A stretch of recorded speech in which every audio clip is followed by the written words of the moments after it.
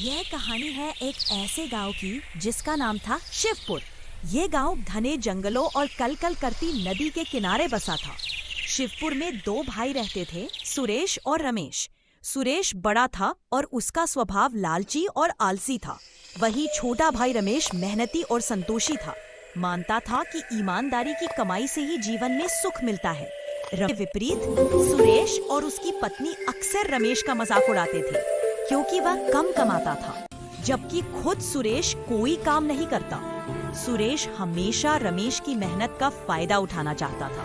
एक साल गांव में भयंकर सूखा पड़ा। रमेश के पास कुछ अनाज बचा था, लेकिन सुरेश का भंडार खाली हो चुका था। सुरेश ने रमेश के पास जाकर बड़े ही मीठे शब्दों में कहा, भाई रमेश, तुम तो जानते हो परिवार बड़ा है और इस सूखे ने सब कुछ छीन लिया। क्या तुम मुझे थोड़ा अनाज दे सकते हो? मैं वादा करता हूँ कि जब हालात सुधरेंगे तो मैं तुम्हें दोगुना लौटा दूंगा। रमेश का दिल बड़ा था। उसने अपनी जरूरत से ज्यादा अनाज सुरेश को दे दिया, लेकिन सुरेश ने अपनी आदत के अनुसार वह अनाज भी बेकार की चीजों पर खर्च कर दिया और लौटाने का नाम भी नहीं लिया। रमेश जानता था कि सुरेश अपनी आदत से बाज नहीं आएगा, इसलिए उसने तय किया कि वह अब अपनी किस्मत खुद बनाएगा।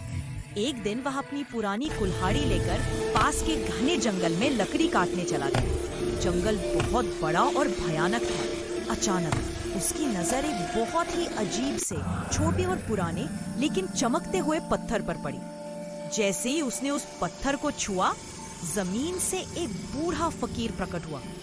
फकीर ने रमेश से पूछा, तुम कौन हो और मेरे आराम में बाधा क्यों डाली? रमेश डर के मारे कांपने लगा, लेकिन उसने हिम्मत करके कहा, महाराज, मेरा नाम रमेश है। मैं एक गरीब लकड़हारा हूँ। मैं बस लकड़ी काटने आया था। फकीर मुस्कुराया और कहा, तुम्हारी सच्चाई और विनम्रता से मैं प्रसन्न हुआ। मैं तुम्हें एक तोहफा देता हूँ। फकीर ने रमेश को चक्की देते हुए कहा, यह एक जादुई चक्की है। तुम इससे जो भी मांगोगे यह तुम्हें तुरंत दे देगी, लेकिन इसे चलाने का एक ही मंत्र है, चक्की चक्की नमक निकाल, और इसे रोकने का मंत्र है, घक्की चक्की अब बस कर। इस चक्की को किसी लालची या बुरे इंसान के हाथ मत लगने देना।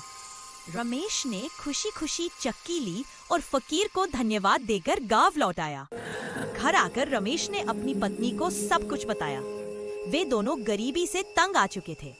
रमेश ने चक्की को जमीन पर रखा और धीरे से बोला, चक्की गर्मा गर्म पूड़ियां निकाल। और देखते ही देखते चक्की से ताजी फूली हुई पूड़ियों का ढेर लग गया। इसके बाद रमेश ने मांगा, चक्की चक्की मीठी मीठी खीर निकाल। और फिर खीर का बड़ा सा बर्तन सामने आ गया। रमेश और उसकी पत्नी ने पेट भर खाया और खुशी से रो पड़े। रमेश ने कहा, चक्की चक्की अब बस कर, और चक्की तुरंत रुक गई। धीरे धीरे रमेश ने चक्की से अपनी जरूरत का सामान, कपड़े और फिर अनाज मांगा। उसने अपने लिए एक छोटा सुंदर घर बनवाया, लेकिन रमेश ने कभी भी इस चक्की का इस्तेमाल दिखावे या फिजूल खर्ची के लिए नहीं किया। वह अपने पड़ोसियों और गांव वालों की मदद भी करता, लेकिन चक्की का राज किसी को नहीं बताता था। रमेश के अचानक अमीर बनने से सुरेश को बहुत जलन हुई। वह दिन रात सोचने लगा कि रमेश के पास इतना धन कहाँ से आया। सुरेश ने अपनी पत्नी से कहा, जरूर रमेश ने कोई काला जादू किया है या फिर कोई गुप्त खजाना मिला है। एक दिन सुरेश ने रमेश की जासूसी करने का फैसला किया। वो छुपकर रमेश के घर के पीछे बैठ गया। उसने देखा कि रमेश एक छोटी सी चक्की के सामने बैठा है और बुदबुदा रहा है। सुरेश ने सुना, घक्की चक्की सोने के 10 सिक्के निकाल, और पलक झपकते ही चक्की से 10 सोने के सिक्के निकल पड़े। फिर रमेश किया और उसका मन लालच से भर उठा। उसने सोचा, यह चक्की अगर मेरे पास आ जाए तो मैं पूरी दुनिया का सबसे अमीर आदमी बन जाऊंगा। अगली रात जब रमेश और उसकी पत्नी सो रहे थे, सुरेश चुपके से उनके घर में घुसा और मेज पर रखी जादुई चक्की चुरा ली। सुरेश अब बहुत खुश था। वह अपनी पत्नी के पास गया और उसने कहा, देखो, अब हम अमीर बन गए। अब हम वो सब कुछ मांगेंगे जो दुनिया में सबसे कीमती है। सुरेश ने गांव छोड़ दिया क्योंकि उसे डर था कि रमेश चक्की वापस ले लेगा। वह अपने परिवार के साथ समुद्र के किनारे बसे एक शहर में गया।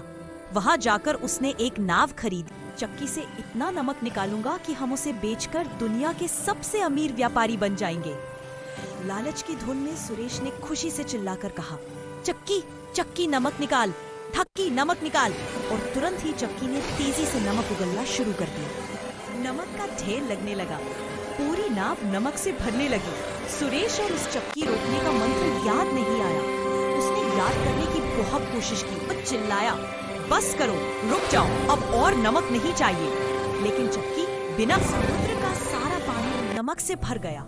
सुरेश, उसकी पत्नी और उसकी लालच भरी जिंदगी, सब कुछ उस अथाह पानी में हमेशा के लिए डूब गया। ये सीख, लालच बुरी बला है, संतोष ही सबसे बड़ा धन है और मेहनत से कमाया हुआ धन ही टिकता है।